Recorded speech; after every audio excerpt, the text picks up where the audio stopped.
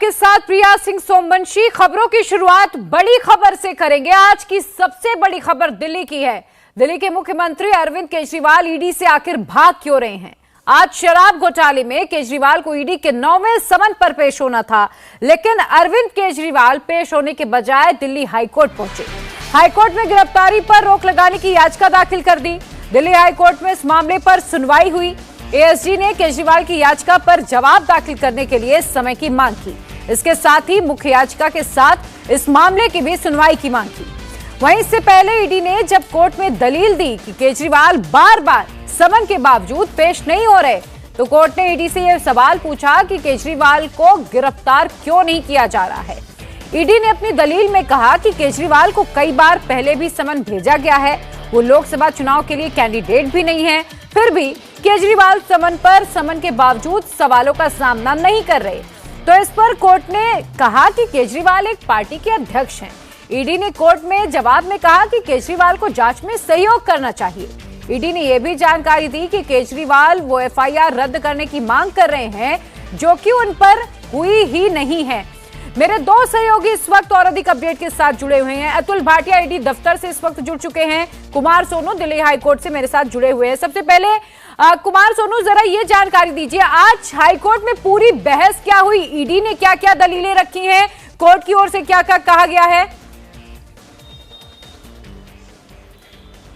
देखिए, ईडी का एक ही बात कहनी थी कि कल जब अरविंद केजरीवाल को राहत नहीं मिली दिल्ली हाईकोर्ट से, तो उसके बाद ये याचिका लगाई गई, जबकि उनका आज 11 बजे का समय था ईडी में पेश होने का, पूरा लेकर जो पॉलिसी थी उसको लेकर। लेकिन ईडी लगातार इस बात के खिलाफ रही कोर्ट में, और अभी भी जो है इस पर बहस चल रही है। ईडी लगातार ये कह रही है कि अरविंद केजरीवाल को जो है हमने निजी तौर पर जो है उन्हें बुलाया, जो लगातार मुख्यमंत्री कहते रहे कि वो किस हैसियत से मुझे बुला रहे हैं, पार्टी के अध्यक्ष होने के नाते या मुख्यमंत्री होने के नाते। तो अब ईडी ने पहली बार आधिकारिक तौर पर कोर्ट में यह भी क्लियर कर दिया है कि वो अरविंद केजरीवाल को निजी तौर पर बुला रहे हैं।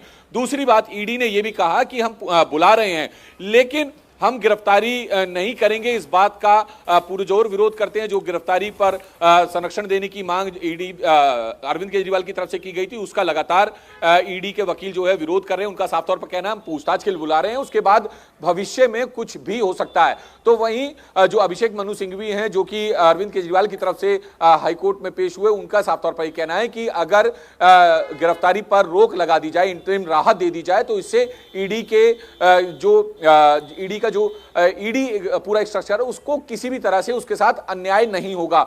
लेकिन लगातार एएसजी जो हैं उनकी तरफ से ये कहा जा रहा है कि जो याचिका लगाई गई, जो कल लगाई गई थी, उसको लेकर भी आज ये बात कही गई कि वो याचिका सुनने लायक नहीं है। हालांकि 22 तारीख को उस पर जो है सुनवाई होगी कि ये याचिका सुनने लायक है या नहीं है, जो समन वाली याचिका है। लेकिन आज जो अंतरिम राहत वाली याचिका है उसको लेकर लगातार दोनों पक्षों के बीच में तीखी बहस चल रही है, और लगातार ईडी जो है बहस कर रही थी। ईडी की तरफ से वकील जो है बहस कर रहे थे। हालांकि ईडी की अपनी दलीलें पूरी हो चुकी है। अब जो है अभिषेक मनु सिंघवी अरविंद केजरीवाल और की तरफ से जो है पक्ष रख रहे हैं कोर्ट के सामने, और माना जा रहा है कि अब से कुछ देर बाद जो है कोर्ट का निर्णय आ सकता है, जिसमें तस्वीर साफ हो जाएगी कि अरविंद केजरीवाल को राहत मिली या फिर झटका मिला। बिल्कुल, लेकिन अब अतुल जरा ये जानकारी दीजिए कि जब ईडी ये साफ कर रही है, क्योंकि अरविंद केजरीवाल को तो गिरफ्तारी का ही डर है ना, ईडी ये साफ करी कि भाई हम गिरफ्तार नहीं करेंगे, आप सहयोग कर दीजिए, पूछताछ में जांच में सहयोग करिए, तो क्या अब अरविंद केजरीवाल कम से कम जब ईडी ने ये क्लियर कर दिया है कोई अरेस्टिंग नहीं होगी,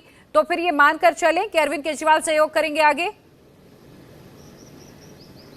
प्रिया, देखिए यहाँ पर एक थोड़ा सा सुधार की जरूरत है कि ईडी ने कोर्ट के अंदर दिल्ली हाई कोर्ट में ये कभी नहीं कहा, आज भी ये कभी नहीं कहा कि हम उन्हें गिरफ्तार नहीं करेंगे। ईडी ने ये जरूर कहा, जब वो लगातार अभिषेक मनु सिंघवी ये बोल रहे थे कि ईडी जो है वो अरविंद केजरीवाल को गिरफ्तार कर सकती है, इसलिए वो संबंध पर ईडी के सामने नहीं जा रहे हैं। तो ईडी का ये कहना था कि हमने कभी नहीं कहा कि हम अरविंद केजरीवाल को गिरफ्तार करेंगे, लेकिन ईडी का इससे ये मतलब नहीं था कि वो अरविंद केजरीवाल को गिरफ्तार नहीं करेंगे।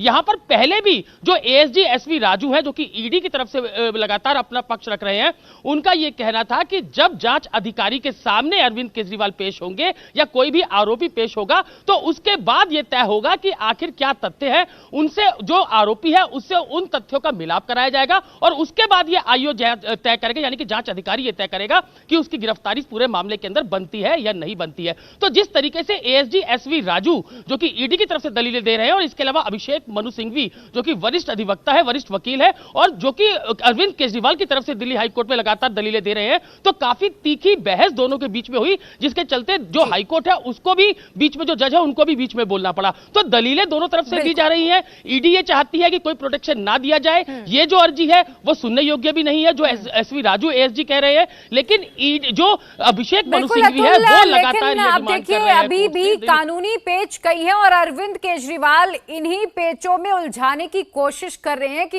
ईडी इन कानूनी दांवपेच में उलझ जाए और फिलहाल उन्हें राहत मिलती रहे। आप दोनों का बहुत शुक्रिया फिलहाल तमाम अपडेट के लिए।